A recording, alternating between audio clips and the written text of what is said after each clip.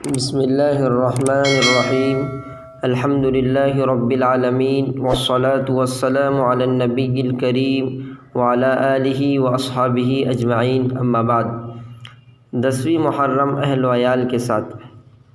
شریعت مطہرہ نے عاشورہ کے دن کے لیے یہ تعلیم بھی فرمائی ہے کہ اہل وعیال پر کھانے پینے میں فراخی اور وسعت کی جائے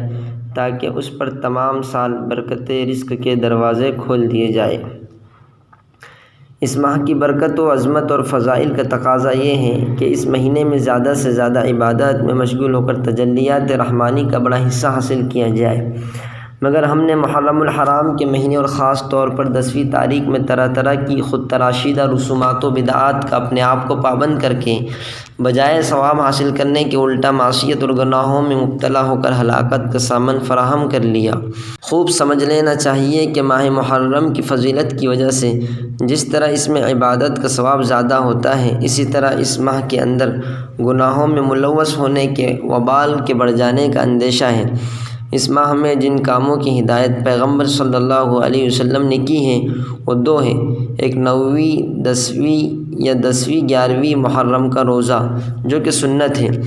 دوسرے 10ویں محرم کو حسب استطاعت اہل وعیال یعنی گھر والوں پر کھانے پینے میں وسعت و فراخی کرنا جو کہ مستحب ہے۔ ان کے علاوہ جن بدعات و رسومات کا رواج ہمارے زمانے میں ہو رہا ہے وہ سب قابل ترک ہے، ماخوذ اسلامی مہینوں کے فضائل و احکام۔ فقط والسلام۔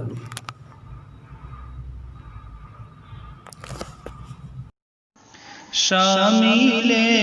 عبادت ہے